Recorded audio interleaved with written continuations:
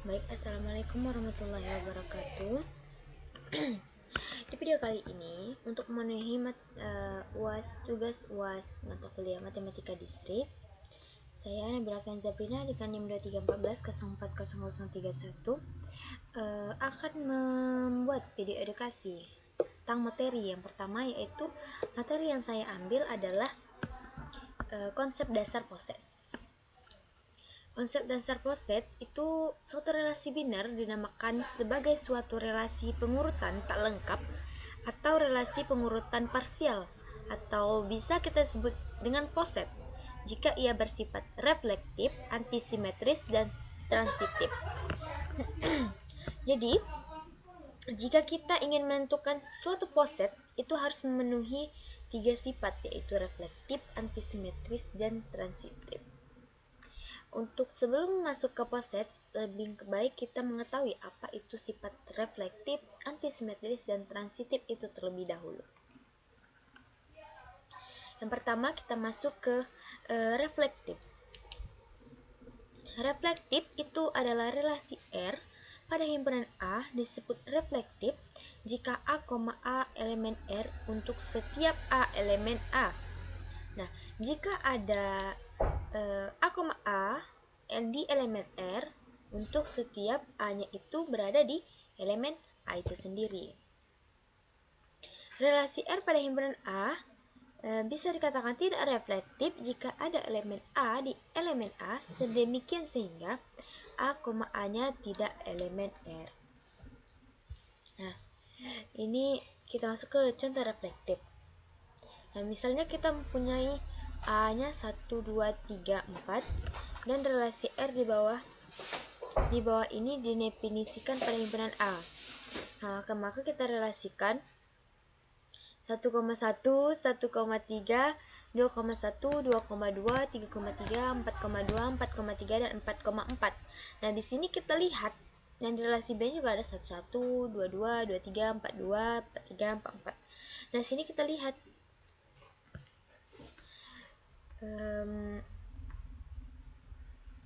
di sini kan bisa kita lihat untuk reflektif tadi itu mana ada A, di dengan syarat refleksi jika A, elemen R untuk setiap A elemen A. Kita lihat di sini ya.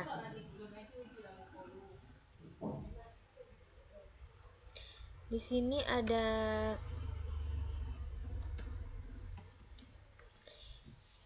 di sini ada 1,1. Dan kita lihat sini elemen A nya 1, 2, 3, 4. Kita lihat dulu. Tadi kan A, otomatis 1 atau 1,1 ada. Terus kita lihat 2,2 apakah ada? Ada. 3,3 apakah ada? Ada. 4,4 ada. Nah, maka ini bisa dikatakan reflektif. Yang kita lihat cuman ini aja ya, yang A, A-nya gitu. Itu adalah contoh reflektif. Selanjutnya kita masuk ke simetris. Masuk antisimetris. Tetapi sebelum kita masuk ke antisimetris, kita mengetahui juga. Coba kita nggak salah-salah, kita harus mengetahui dulu simetris itu apa dan antisimetris itu apa. Yang pertama, relasi R pada himpunan A disebut simetris jika A, B elemen R. Maka BA-nya elemen R untuk A, B elemen A.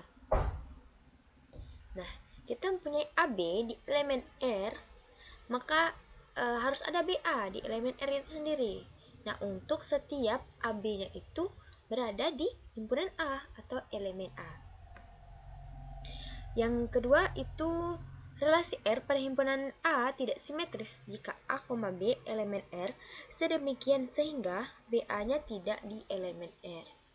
Itu simetris dan tidak simetris. Kita masuk ke antisimetris dan tidak antisimetris. Nah, yang perlu kita tanamkan di poset ini, yang perlu kita perhatikan di poset ini yaitu antisimetris ini ya. Antisimetris ini relasi R pada himpunan A sedemikian sehingga A, B elemen R dan BA elemen R hanya jika A, B-nya untuk A sama dengan B untuk A, B elemen A. Nah, kita mempunyai A, B di elemen R dan BA-nya juga. Kalau kita punya AB, itu ada kebalikan BA. Misal kita relasikan nih. Relasikan AB, kita punya AB, relasikan jadi BA di elemen R. Elemen itu R itu sendiri. Tetapi itu dikatakan antisimetris dengan syarat atau hanya jika A-nya itu sama dengan B. Untuk AB-nya itu masuk ke elemen A itu sendiri gitu. Untuk tidak antisimetris, relasi R pada himpunan A tidak antisimetris jika ada elemen berbeda A dan B sedemikian sehingga A, B elemen R dan B, A elemen R. Itu untuk simetris dan antisimetris tadi. Tapi yang perlu kita lihat di sini tadi adalah antisimetris. Nah, setelah kita masuk ke contoh antisimetris ya. Misalkan A itu sama dengan elemen A sama dengan 1, 2, 3, 4 dan relasi R di bawah ini didefinisikan pada himpunan A. Kita lihat relasi R-nya dari A sampai F. 1,1, 1,2, 2,2, 2,2, 2,4, 4,2, 4,4. 1. Kita lihat di sini.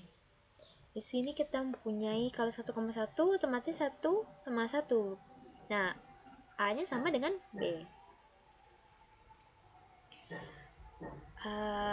Kalau 2,4 ada 4,2. 4,4 ada.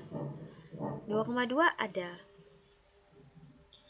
Untuk relasi R 1,1, 2,2, 2,3, 2,4, 4,2.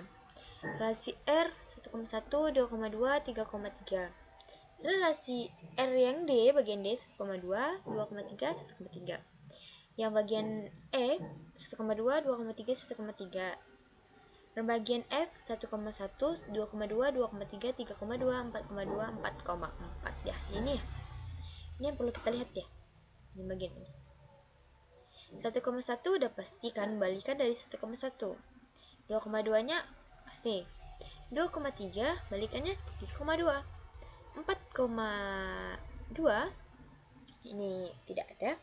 4,4 pasti ke 4,4. Maka ini himpunan ini kita katakan antisimetris gitu.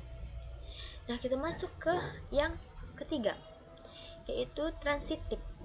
Relasi R pada himpunan A disebut transitif jika A, B itu elemen R dan B, C elemen R, maka A, C elemen R untuk A, B, C elemen A. Kita lihat contoh.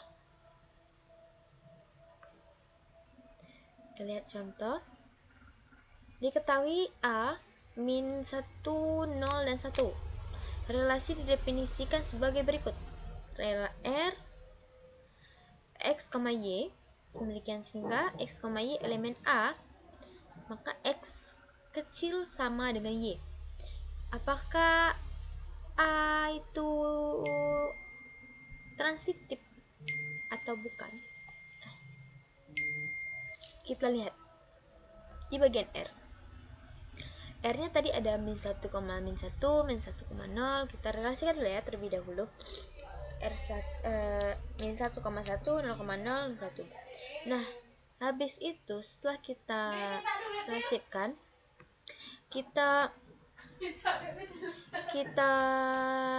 masuk ke tabel.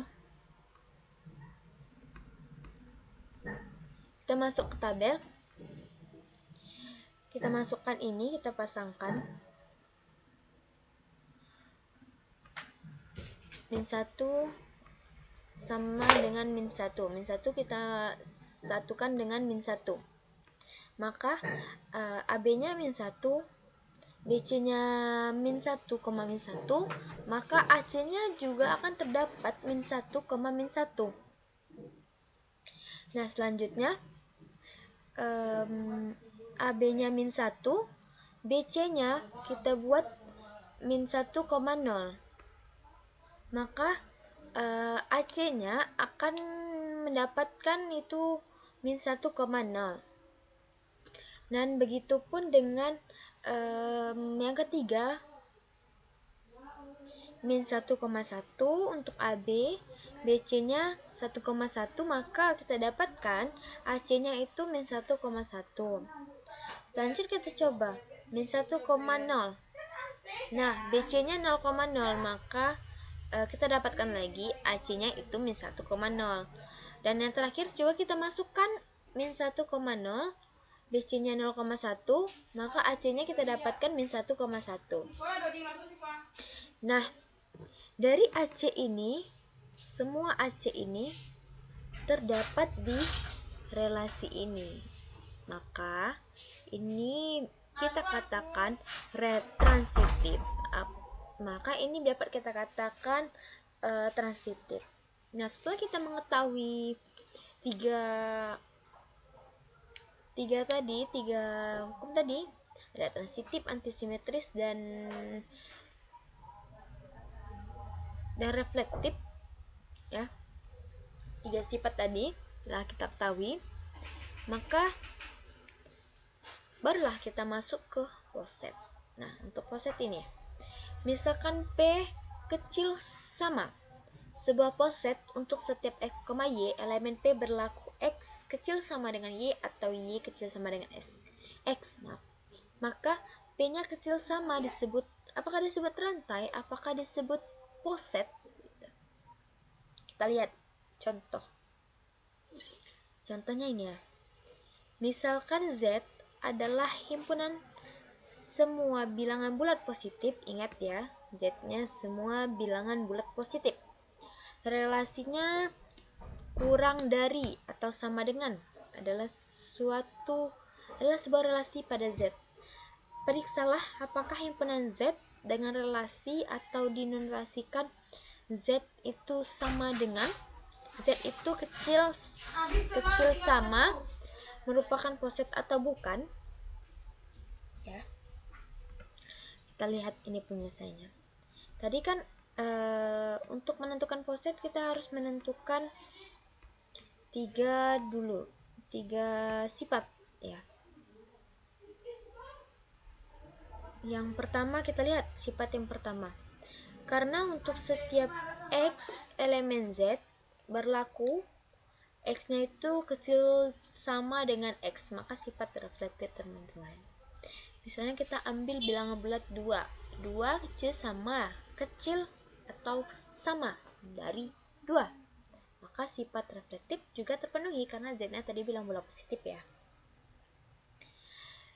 Nah, selanjutnya yang kedua, karena untuk setiap X, Y elemen Z dengan X kecil sama dengan Y dan Y kecil sama dengan X, berarti bahwa X-nya itu harus sama dengan Z, maka baru sifat antisimetris terpenuhi. Nah, maka di sini terpenuhi. Dan yang ketiga, untuk setiap A, B, C elemen Z dengan A-nya itu kecil sama dengan B, B-nya kecil sama dengan C, maka berlakulah A-nya itu kecil sama dari C. Maka sifat transitif di sini terpenuhi. Dengan demikian ketiga sifat terpenuhi, maka Z kecil sama itu bisa dikatakan sebuah poset. Kita masuk ke contoh kedua. Ini caranya masih sama. Misalkan Z adalah himpunan semua bilangan bulat positif, R sebuah relasi biner pada Z sedemikian rupa sehingga A, B itu ada di dalam R jika A membagi habis B merupakan poset atau bukan. Di sini Z-nya adalah bilangan bulat positif membagi habis. Kita lihat. Kita cek sifat reflektifnya. Kita mempunyai 2 membagi habis 2. Reflektif terpenuhi dong. Nah, di sini 2,8. 2,4. 2 membagi habis 4. Nah, selanjutnya kita punya 4,8.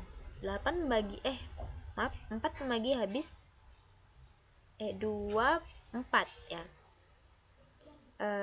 2, 4 membagi habis. Maka BA-nya 4, 2 itu membagi habis dengan syarat A-nya itu sama dengan B. Nah, berarti ini masuk ke antisimetris. Selanjutnya transitif A, B, B, C, maka A sama dengan C. Misalnya 2 membagi habis 4, 4 membagi habis 8, maka A juga membagi habis 8. Nah, di sini transitif terpenuhi. Jadi Z membagi habis adalah sebuah poset. Nah, kita masuk ke contoh ketiga. Ini sama. Jika kita punya relasi elemen A yang isinya itu A, B, C, D, dan relasi R kita didefinisikan pada A sebagai R.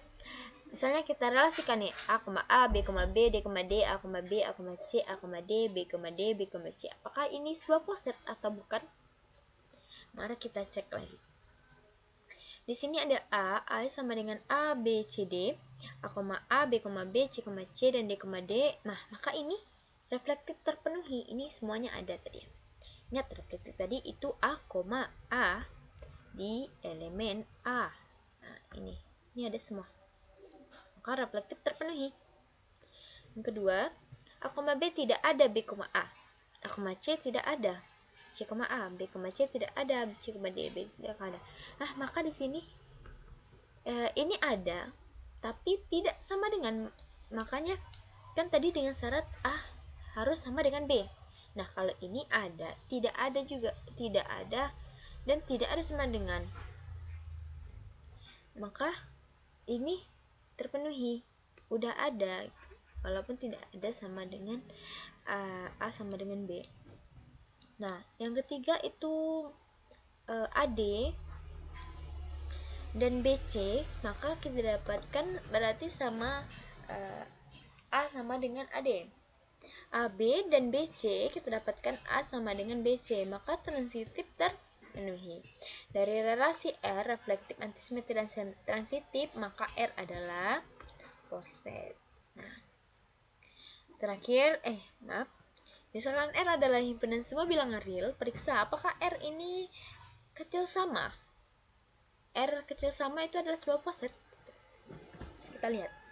Kita mempunyai X kecil sama dengan X juga. Semua bilangan real reflektif terpenuhi. Dan yang kedua, jika X-nya itu kecil sama dari Y dan Y-nya kecil sama dari X, maka X-nya itu harus sama dengan Y. Dan di sini antisimetris terpenuhi. Jika X kecil dari Y, kecil sama dari Y, dan Y-nya kecil sama dari Z, maka X-nya udah pasti kecil sama dari Z. Nah, dan di sini transitif terpenuhi. Maka R kecil sama itu adalah sebuah poset. Ini contoh terakhir di materi poset ya. Kita mempunyai elemen A 1, 2, 3, 4, 12. Anggap pengukuran parsial dari pembagian himpunan A jika A, B elemen A. A kecil sama dari B jika dan hanya jika A membagi habis B. Gambarlah diagram khas poset A kecil sama. Gini kita menggunakan diagram ya. Sebelum kita membuat diagram, kita harus ini terlebih dahulu menentukan apa dia poset atau bukan gitu. Ini kan khas poset. Apakah khas poset atau bukan? Kita lihat dulu. Jika dan hanya jika A membagi habis B. Nah, ini 1 membagi habis 1, 2 membagi habis 2, dan jika 14, maka reflektif terpenuhi. Dan yang kedua 2,4 benar tapi 4,2 salah. 3 membagi 12 benar tapi 12 membagi 3 enggak. 4,4 benar, 4 benar benar. Nah, ini yang dilihat tadi kan ini ya, yang sama ya, A, B gitu. Maka antisimetris terpenuhi. Yang ketiga, 1 membagi habis 2 dan 2 membagi habis 4, maka 1 membagi habis 4 dan 2 membagi habis 4, 4 membagi habis 12, maka 2 juga membagi habis 12. 3 membagi habis 12 dan 2 membagi habis 12, maka 3 membagi habis 12. Nah, di sini transitif terpenuhi. Nah, baru kita masuk ke diagramnya. Kita masuk ke diagram. Nih. Pertama saya hapus aja dulu ya. Nih. Terus kita punya A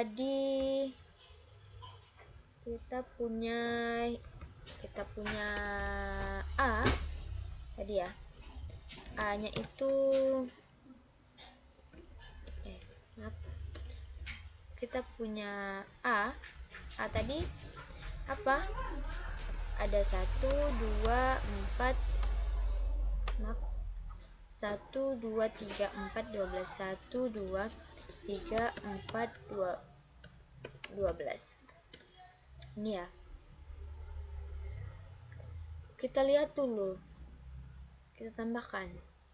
Di sini ada 1 tadi. Satunya kita letakkan di sini. 1 membagi habis 2, ya. Maka kita letakkan 2 di sini.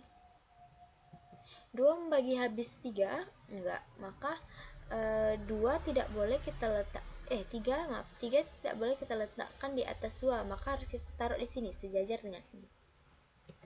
Nah, di sini kan 1 membagi habis 2, 1 juga membagi habis 3 gitu. Kita masuk ke 4. Apakah 3 membagi habis 4? Enggak. 2 membagi habis 4? Iya, maka kita letakkan 4 di atas 2. Nah, selanjutnya 12. Apakah 4 membagi habis 12? Iya. 3 membagi habis 12? Iya, maka 12 kita letakkan di sini. Maka ini adalah diagram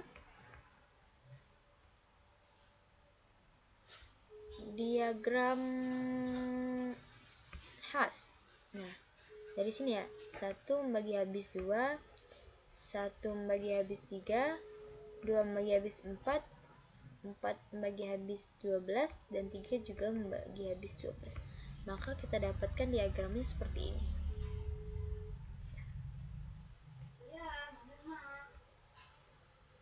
Nah, itulah untuk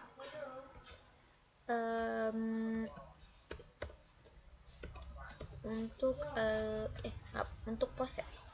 Selanjutnya materi yang saya ambil adalah aljabar boolean. Definisi 7.1 mengatakan, misalkan B adalah himpunan yang didefinisikan pada 2 operator biner, plus dan uner, dan sebuah operator uner, misalnya 0 dan 1 adalah 2 elemen yang berbeda dari B, maka tuple, maka kita sebut dengan tuple. Nah, kita punya operasi B plus kali uner 0 dan 1. Nah, disebut aljabar boolean jika setiap A, B, C elemen B berlaku aksioma, atau sering dinamakan juga dengan postulat Houghton-Ting. Nah, dengan syarat aljabar boolean ini kita harus memenuhi nih keempat hukum aljabar tersebut. Ada hukum identitas, hukum komutatif, hukum distributif, dan hukum komplement. Kita masuk ke contoh. Misalkan B 1, 2, 5, 7, 10, 14, 30, 70 adalah pembagi dari 70. Tunjukkan cara menentukan B menjadi sebuah aljabar boolean. Nah, untuk penyelesaiannya, elemen-elemen himpunan B sudah didefinisikan. Sekarang kita tentukan kaidah operasi operatornya. Apakah menggunakan penjumlahan, perkalian, atau uner? Misalkan didefinisikan kita menggunakan penjumlahan. A tambah B itu kelipatan persekutuan terkecil, maka A, B. Dan A kali B, PBB bagian persamaan besar, maka kita dapatkan A, B, dan untuk uner A aksen sama dengan 70 per A. Apakah B sama-sama dengan kedua operator biner atau operator uner memenuhi keempat aksioma yang disebutkan dalam definisi? Nah, apakah dia menemukan ini? Menemukan 4 ini, hukum identitas kompetitif distributif komplement. Kita lihat di sini.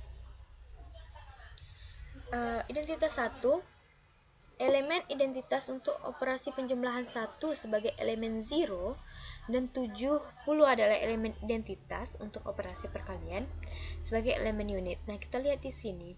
1 itu kita masukkan penjumlahan dan 70 kita perkalian. A tambah 1 sama dengan KPK-nya A, 1 sama dengan 1. A kali 70 PBB-nya A, 70 maka sama dengan A. Kemudian komutatif jelas berlaku karena A tambah B, B tambah A, KPK-nya A, B. Yang kedua, A kali B sama dengan B kali A, sama dengan PBB, A, B. Yang ketiga, distributif. Jelas berlaku ditunjukkan dengan contoh. Yang pertama, kita lihat 10 kali 5 tambah 7 sama dengan PBB, 10. KPK 5,7 sama dengan PBB 10,35 itu sama dengan 5.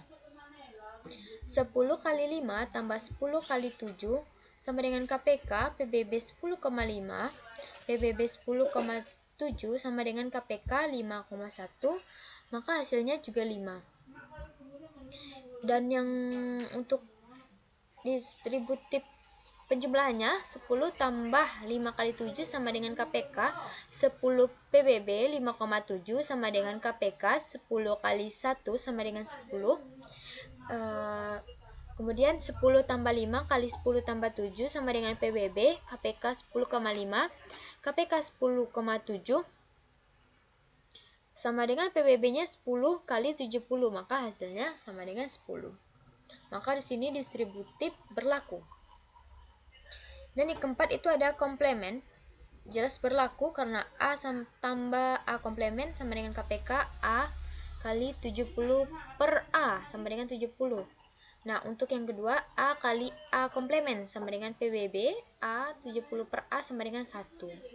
Nah, oleh karena semua aksioma di dalam definisi 7.1 tadi terpenuhi, maka B-nya itu 1, 2, 5, 7 10, 14, 35, 70 yang didefinisikan pada operator biner dan kali dan operator komplement adalah sebuah aljabar boolean. Dengan kata lain, B-nya B penjumlahan perkalian komplement 1 dan 70 adalah sebuah aljabar boolean.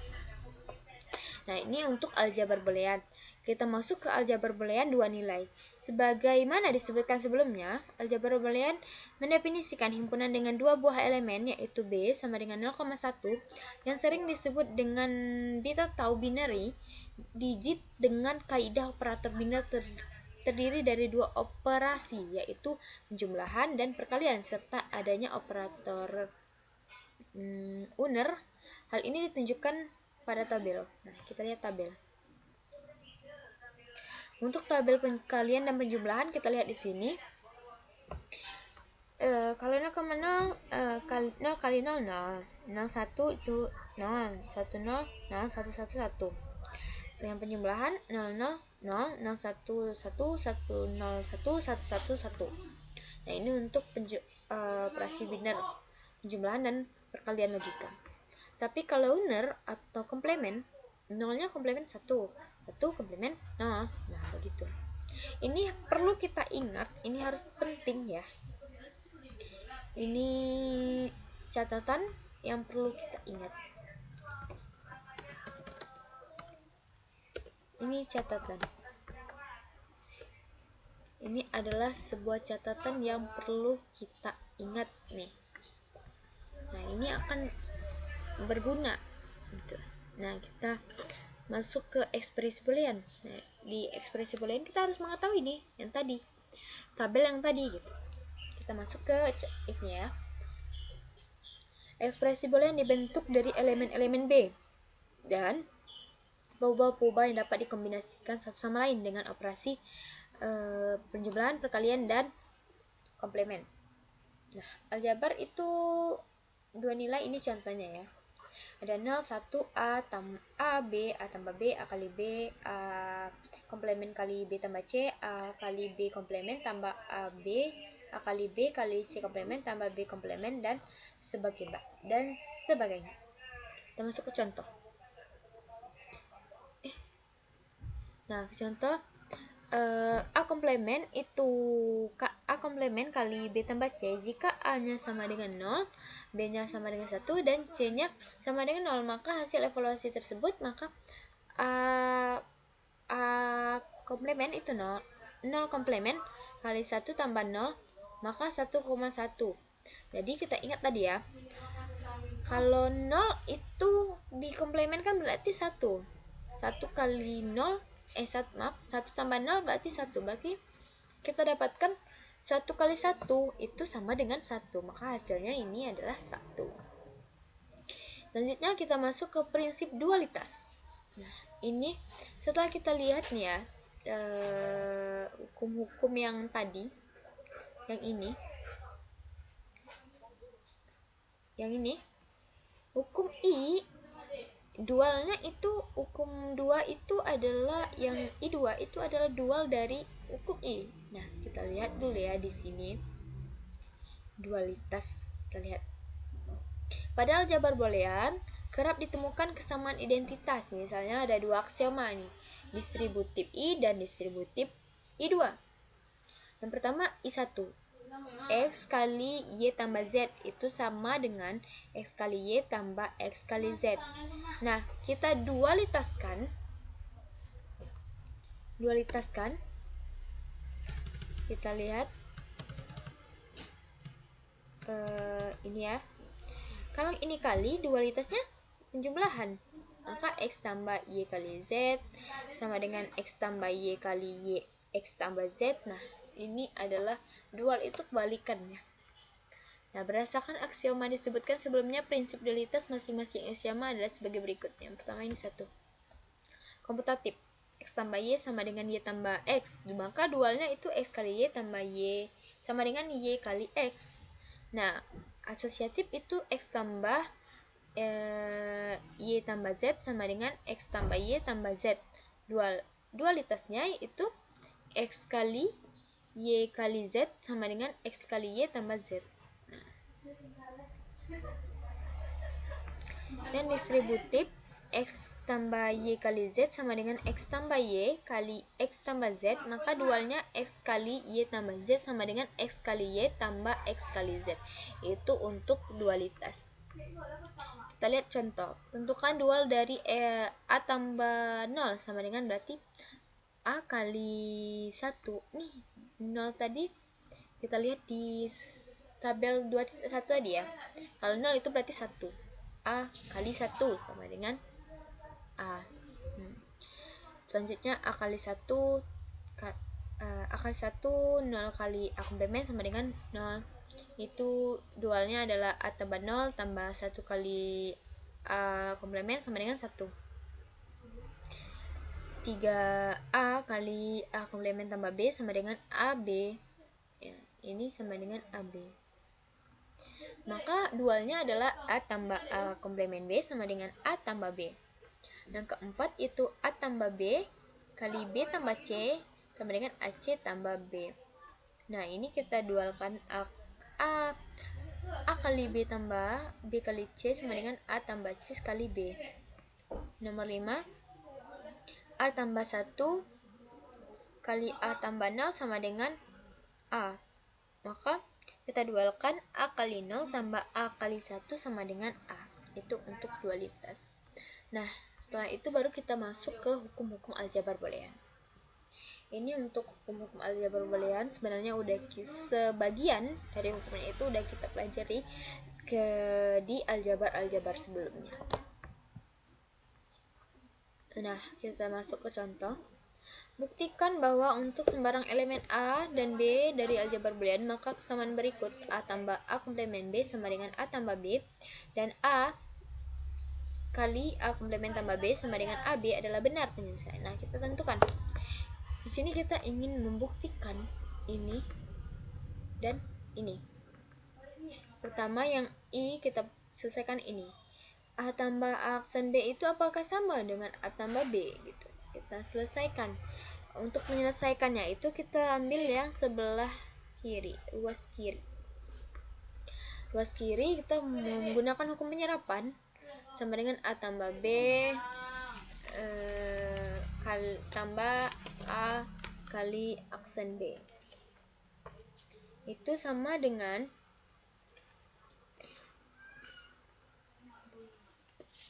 A tambah AB tambah A komplemen B. Itu kita menggunakan hukum asosiatif.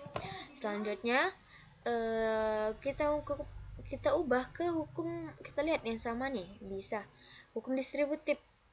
A tambah A komplemen kali B. Nah, baru kita masuk ke hukum komplemen. A tambah 1 kali B, hukum komplemen. Nah, baru kita dapatkan hasilnya, yaitu hukum identitas. A tambah B. Maka A tambah A komplemen B itu setelah kita cari hasilnya adalah A tambah B. Maka ini terbukti. A tambah A komplemen B sama dengan A tambah B itu terbukti betul. Nah, selanjutnya ada yang ini tadi. Apakah ini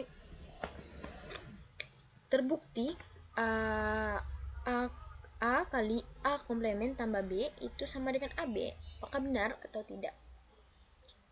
Seperti sama, kita ambil di ruas kiri.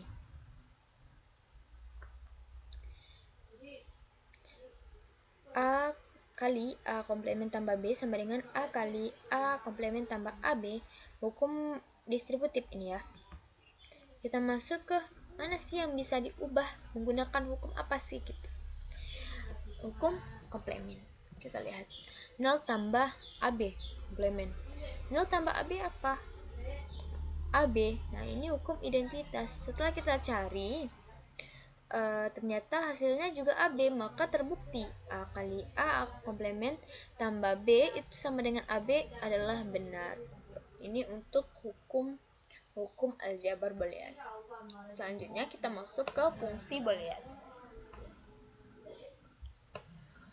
Fungsi boolean atau dikenal juga dengan istilah fungsi biner adalah sebuah ekspresi dari bentuk variabel biner dua operator, yaitu biner penjumlahan dan perkalian, serta komplementer atau uner dengan adanya tanda kurung dan tanda sama dengan, sehingga variabel boolean disebut literal. Adapun contoh penulisan fungsi boolean adalah seperti ini ya. Fx sama dengan x aksen fx, y, x aksen y tambah x aksen y tambah y. Fx, y, z adalah x aksen z tambah y, z.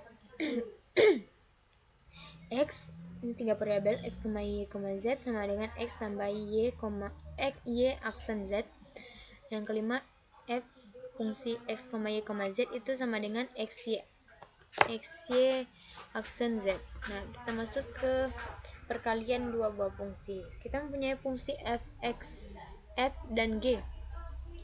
Maka kita harus mencari jumlahan fungsi, maka kita harus mencari h, fungsi h-nya. Kita tambahkan f tambah g, ini fungsi f-nya, ini fungsi g-nya, ini kita tambahkan semua. Setelah kita tambahkan seperti ini, kita buat h x, y, kita satukan yang x y aksen ini sama x aksen, satukan ya. Nah, ini sama dengan 1. Ternyata ini masuk ke hukum komplemen. Y tambah y aksen itu sama dengan 1. Nah, maka kita dapatkan x y aksen tambah y aksen tambah 1 sama dengan x y aksen tambah x aksen dan f. Maka inilah hasilnya gitu. Nah, begitu juga dengan perkalian. Kita kalikan dulu. Kalau ini kan tambah, ini kali f kali g. Ini kan dualnya tidak gitu. Nah, jadi berarti sama aja. Nah, masuk ke komplemen fungsi boolean. Ini kita komplemenkan ya. misalkan f(x, y, z), maka komplemennya itu sama dengan x, y aksen, z aksen tambah y z aksen, sama dengan x aksen, y aksen, z aksen tambah y z aksen. Z aksen kita keluarkan semuanya ya. Kita coba keluarkan semuanya. Kalau gini x, keluarkan semuanya. Y aksen tambah z aksen, aksen y z aksen. Kita x kita keluarkan. X aksen, y tambah z, y tambah y aksen tambah z aksen. Maka itu adalah komplement fungsi boolean. Baru kita masuk ke bentuk kanonik. Ekspresi boolean yang menspesifikkan suatu fungsi disajikan dalam dua bentuk, yaitu fungsi boolean yang merupakan jumlah dari hasil kali atau dikenal dengan istilah sum of product atau SOP, atau minterm, dan hasil kali dari jumlah atau dikenal dengan istilah product of sum POS atau maxterm, dengan setiap sukunya mengandung variabel lengkap, di mana ekspresi ini disebut dengan bentuk kanonik. Kita lihat, misalkan ada perubahan variabel fungsi boolean, itu ada 3 variabel x, y, z, maka kalau kita dapatkan x aksen y itu bukan minterm. Kenapa? Karena ini tidak lengkap, karena di sini kan tadi 3 variabel, di sini cuma 2 variabel gitu. Nah, contohnya biar dia minterm atau SOP gitu, x, y, z aksen koma atau x aksen, y aksen, dan z. Nah, ini baru kita katakan minterm. Dan untuk POS atau maxterm, y tambah z, ini bukan maxterm karena cuman 2 dan tidak lengkap gitu. Nah, kalau gini ya, x, y aksen tambah y aksen tambah z, nah ini baru kita katakan maxterm. Nah, ekspresi boolean itu dinyatakan sebagai penjumlahan dari satu atau lebih minterm atau perkalian dari satu lebih maxterm, disebut bentuk kanonik. Nah, inilah disebut bentuk kanonik. Yang disebut bentuk kanonik itu yang ini, yang dia termasuk maxterm dan minterm. Nah, ini bentuk kanonik. Ada 2 macam bentuk kanonik, penjumlahan dari hasil kali dan perkalian dari hasil jumlah. Kita lihat fungsi f, ini penjumlahan SOP ya, x komplement y komplement z tambah x y komplement z komplement tambah x y z dikatakan dalam bentuk SOP. Ini masuk minterm. Nah, kalau ini fungsi g x y z sama dengan x tambah y tambah z, x tambah y komplement tambah z, x tambah y komplement tambah z komplement, x komplement tambah y tambah z komplement, x komplement tambah y komplement tambah z, itu dikatakan maxterm atau POS. Nah, itulah untuk aljabar boolean. Banyak bagian-bagian dari bentuk aljabar boolean yang perlu kita ketahui. Materi selanjutnya yaitu adalah algoritma Dijkstra's. Nah, kita masuk pengertiannya. Algoritma ini merupakan salah satu bentuk algoritma greedy, atau algoritma ini termasuk algoritma pencarian graf yang digunakan untuk menyelesaikan masalah lintasan terpendek dengan satu sumber pada suatu graf yang tidak memiliki kosisi negatif, yang bersifat positif dan menghasilkan sebuah pohon lintasan terpendek. Berarti di sini kita harus mencari lintasan terpendek. Algoritma Dijkstra's. Algoritma tujuan untuk menemukan jalur terpendek berdasarkan bobot terkecil dari satu titik ke titik lainnya. Misalnya kita menggambarkan gedung dan garis menggambarkan jalan. Maka algoritma Dijkstra's melakukan kalkulasi terhadap semua kemungkinan bobot terkecil dari setiap titik. Nah, ini lintasan terpendek ya. Algoritma Dijkstra's dapat digunakan dalam menentukan lintasan terpendek dari satu titik tertentu ke titik-titik lainnya pada graf yang dibentuk. Hal ini yang dapat diaplikasikan menggunakan algoritma Dijkstra's. Salah satunya adalah pemilihan lokasi terdekat di antara beberapa lokasi. Hal ini dilakukan dengan mengatur lokasi-lokasi tersebut sebagai titik awal dalam proses pembentukan pohon Dijkstra's. Misalnya ada 2 lokasi, yaitu lokasi A dan lokasi B, ditempatkan sebagai titik yang akan dituju.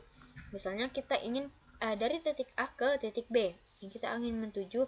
Nah, kita lihat mana sih lintasan terpendek dari titik A itu menuju titik B gitu. Nah, untuk algoritma Dijkstra ini bisa menggunakan tabel dan bisa tidak menggunakan tabel. Nah, ini untuk langkah-langkah menggunakan tabel. Yang pertama itu adalah buat tabel dengan kolom sebagai tempat nilai atau jarak simpul dengan baris sesuai posisi simpul. Pilihlah simpul awal dan simpul tuju dengan syarat harus terhubung langsung. Hitung nilai jarak dari beberapa simpul tujuan yang dipilih. Yang keempat, jika semua simpul telah diuji, maka pilihlah nilai atau jarak yang paling kecil. Simpulkan yang dipilih menjadi simpul acuan untuk tahap selanjutnya, terus berulang dari nomor 2 sampai semua simpul telah diuji atau simpul tujuan telah didapati jarak atau nilai terpendek. Kita masuk ke contoh. Pertama itu kita mempunyai graf. Tentukan lintasan terpendek dari graf ini. Nah, ini ya. Ini udah ada hasil. Kita lihat pertama itu graf A. Graf A ini A ini ke A 0, A ke B nggak terhingga ya. A ke D 6, A ke D 6, maka kita tuliskan 6. A ke C 5, maka kita tuliskan 5 di sini. A ke E nggak terhingga, E pun tidak terhingga, dan G tak terhingga. Nah, kemudian dari C, kalau C itu kita lihat C ke A tetap 0, C ke B infinity, C ke D 2, 2 tambah 5, 7. 7 dengan 6 mana yang paling kecil? 6. Berarti kita tuliskan D-nya 6. Tuh. Tuliskan D-nya 6. Selanjutnya dari D. D ke E. C ke E 9. 9 tambah 5, 14. C ke D, C ke G 3, 3 tambah 5, 8. Kita tuliskan 8. C ke F tidak terhingga. Setelah itu D, kita lihat dari D, D ke A itu tetap 0 ya, karena kalau udah dapat kita akan satukan aja lagi.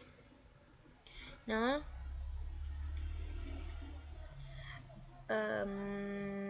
kemudian D ke B nggak terhingga, dan D ke C 2. 2 tambah D-nya berapa tadi? D 6. 8. 8 mana yang lebih kecil dari 5? 5 dong. Maka kita tuliskan 5. D ke D tetap 6.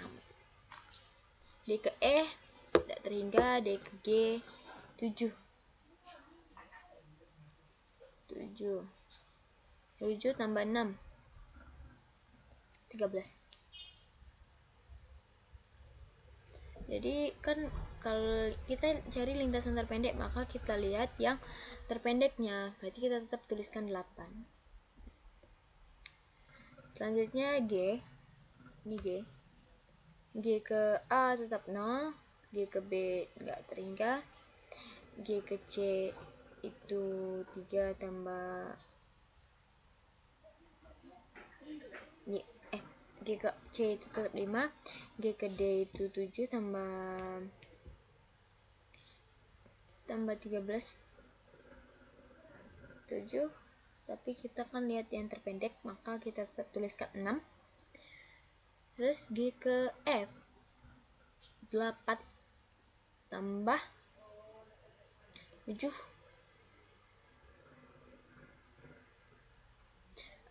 Karena lebih kecil 13, maka kita tetapkan 13. Nah, ini yang bintang-bintang ini berarti kita tuliskan aja seterusnya gitu. Selanjutnya kita masuk ke F. F ini ya. F ada ke 8, sini, sini.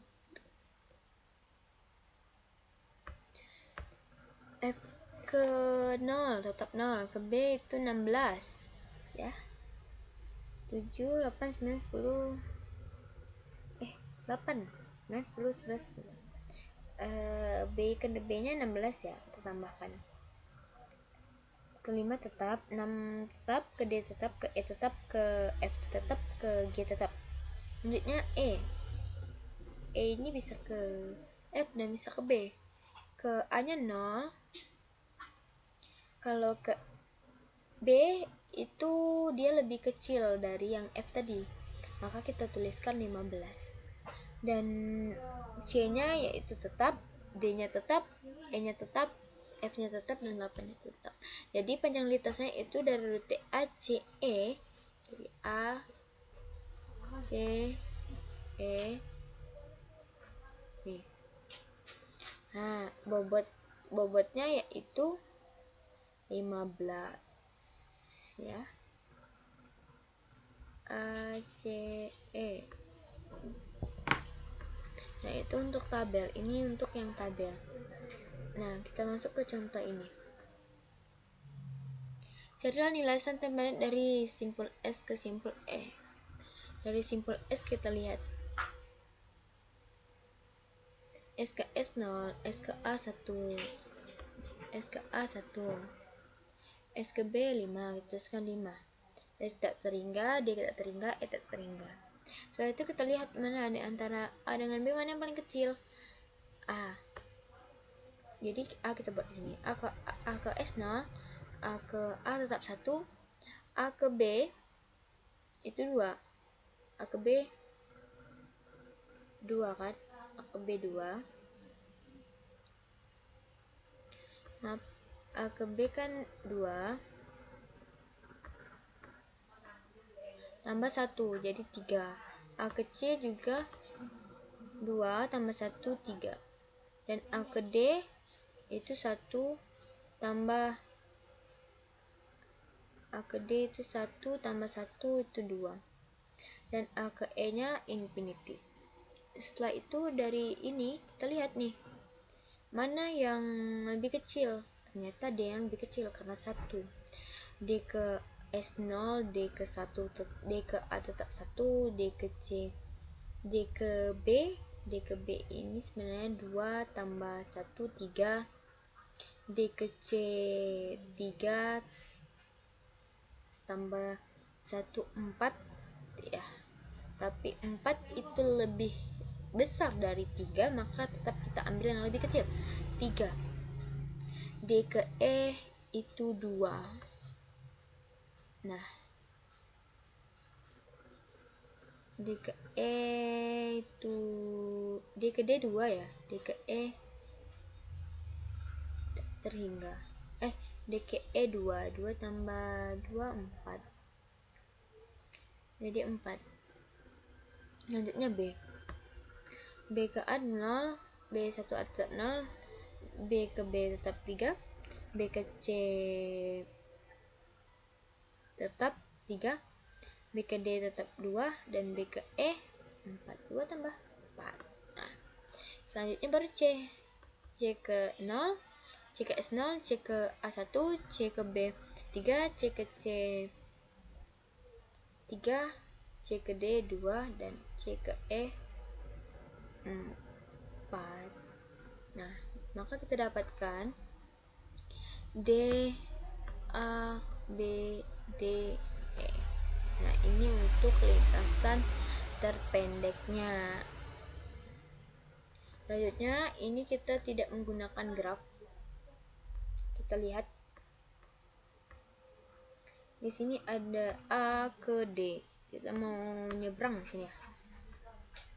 Dari A ini nyambungnya kemana?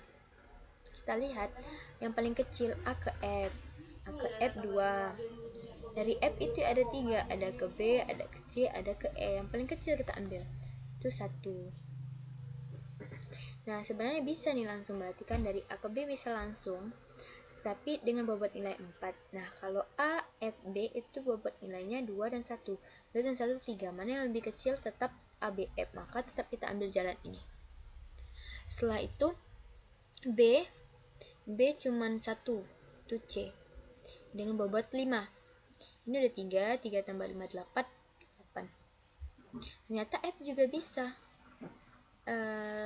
bisa langsung ke C, tetapi harus melalui 1 tambah 5. 1 tambah 5 6. 6 dengan 8 mana yang paling kecil? 6. Maka tetap kita ambil dan dari B dan C. Setelah itu C bisa langsung ke D. Sebenarnya bisa ya, tapi kita tetap lihat bobot yang paling kecil yaitu ke E. Nah, setelah E baru ke ini. Nah, F juga bisa sebenarnya dari tadi langsung ke E dengan bobot 10. Tapi kita pilih dari yang terkecil, maka 2 tambah 1, maka lintasan terpendeknya itu 2 tambah 1 tambah 5 tambah 2 tambah 3. Maka hasilnya 12.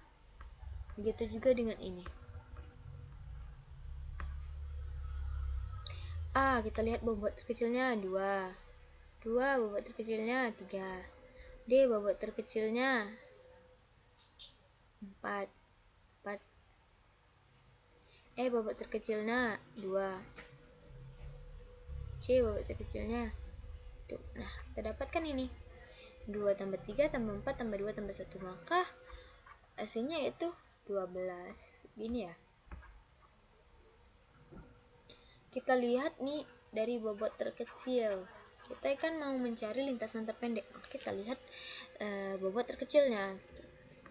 Nah, ini contoh terakhir. Kita lihat. Yang pertama kita memiliki A.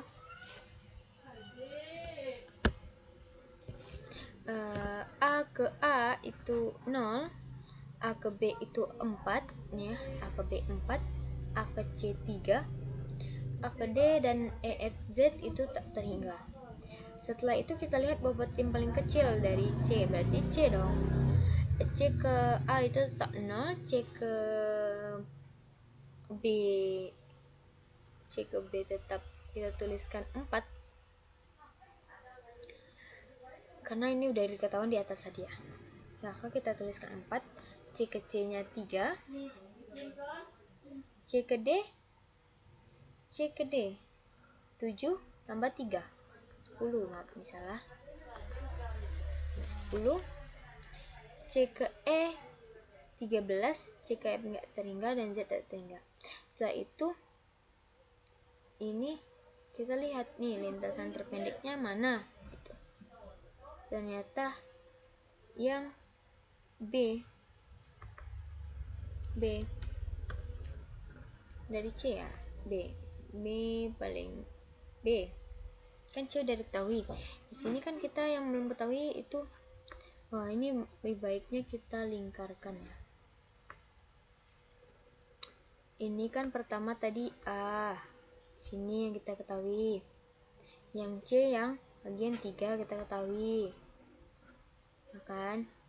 Yang B yang setelah itu dari ini mana yang paling kecil? 4 bagaimana B? Maka B kita tuliskan di sini. B ke A itu 0 tetap. B ke B 4. B ke C ya, B ke C 3. B ke D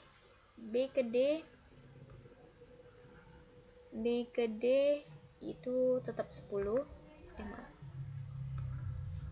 B ke D tetap 10. B ke E 12 tambah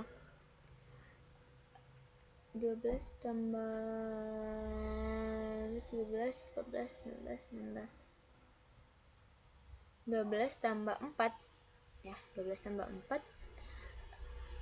16 mana sih yang lebih kecil dari 13? Maka tetap kita tuliskan 13. Nah, di sini kita coret kembali yang bagian B, berarti yang 4 ya. 4. Maka kita ambil lagi bagian yang paling kecil. Maaf, ini ada ya yang ke F ya. B ke F 5 tambah B ke F nya 5 tambah 4 9.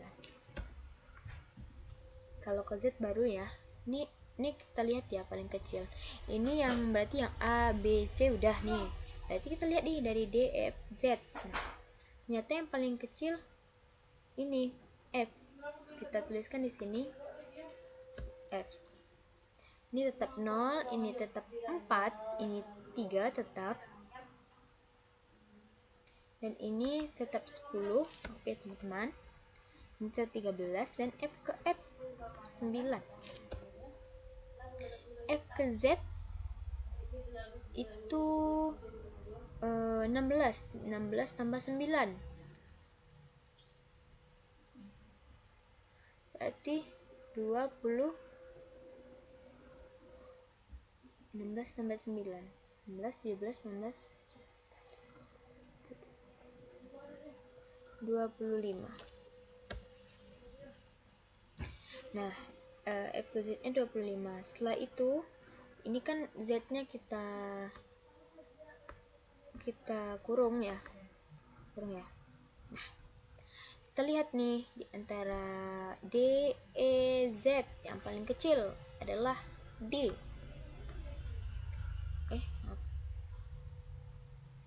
Adalah D.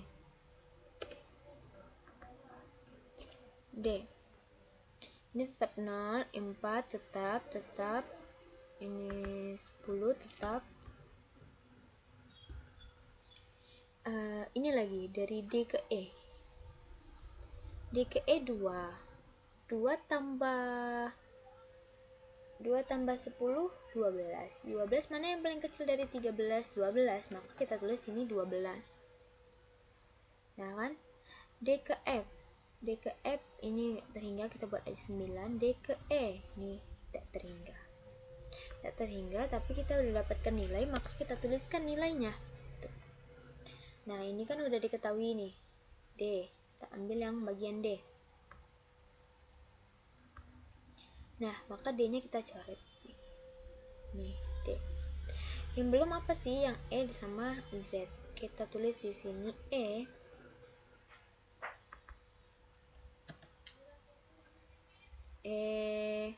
Ya di sini E ke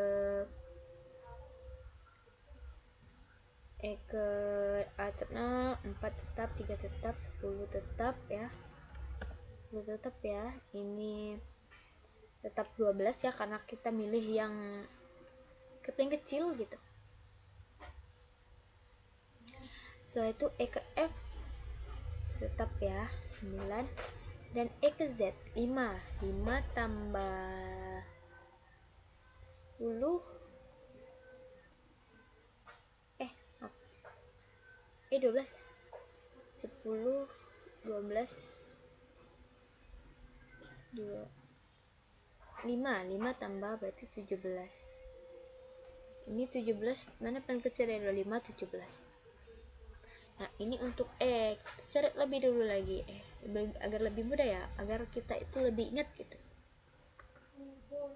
Baru yang terakhir adalah Z. Kita lihat Z. Z ke 0, 4, 3, 9. 9 ini tetap kita tetapkan 12. Ini 10 ya, maaf teman-teman. 10, 9, dan ini 17. Nah, maka inilah graf untuk tabel dari diagram Dijkstra. Untuk tabel ya. Ini untuk tabel diagram Dijkstra. Nah, kalau misalnya kita mau cari yang nggak pakai tabel, kita lihat di sini. A ke C. C ya. Ini ke ini. Nih, begini. Berarti melalui A, C, D, E, Z.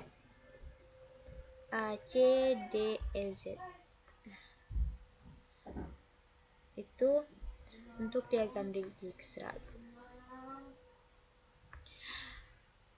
Mungkin cukup sekian materi dari saya. Saya akhiri, wassalamualaikum warahmatullahi wabarakatuh.